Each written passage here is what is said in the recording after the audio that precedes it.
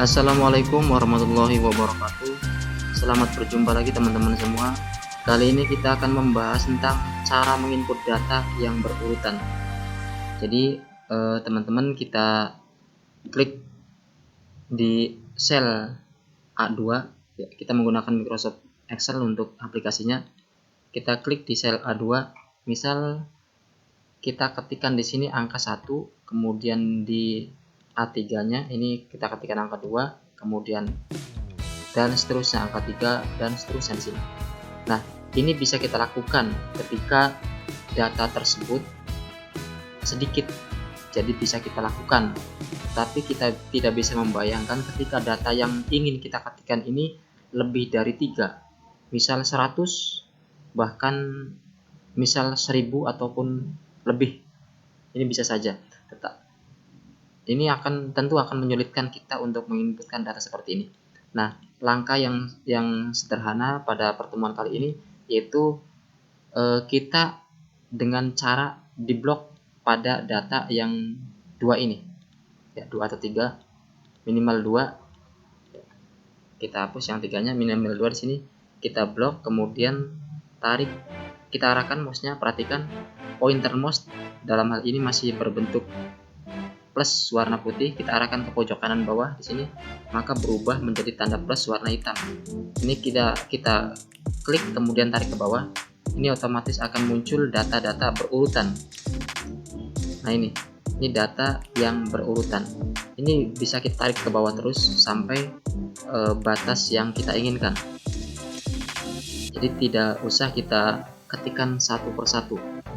Begitu juga untuk data-data yang lain yang sifatnya berurutan. Misal kita perhatikan di sini, data pertama angka 1, kemudian data kedua angka 11, ya seperti ini.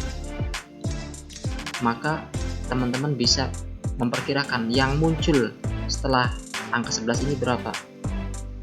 Ya, kalau kita perhatikan data pertama 1, data kedua adalah 11. Ini selisih daripada data pertama dan kedua adalah 10. Maka data yang ketiga di sini kita bisa memperkirakan selisihnya. Jadi data terakhir ditambah selisih, berarti 11 ditambah 10, ini muncul angka 21. Begitu juga untuk data yang seterusnya di sini. Selisihnya ditambahkan ke angka yang terakhir. 21 berarti di sini otomatis adalah angka 31. Kita blok. Jadi selisih data terakhir dan selisihnya itu yang akan muncul untuk data yang berurutan. Jadi selisih dengan data yang terakhir. Begitu juga untuk nama hari.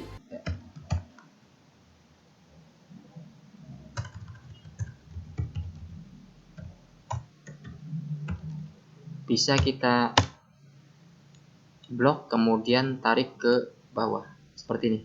Ini juga akan memunculkan data yang otomatis yang berurutan juga terhadap bulan.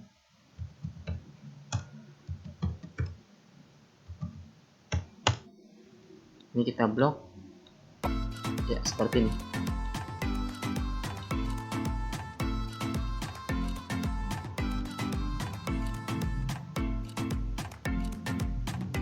Ya, demikian teman-teman untuk pembahasan kita pada pertemuan kali ini. Mudah-mudahan ada manfaatnya. Nanti kita lanjutkan pada pertemuan lain yang lebih menarik. Terima kasih. Wassalamualaikum warahmatullahi wabarakatuh.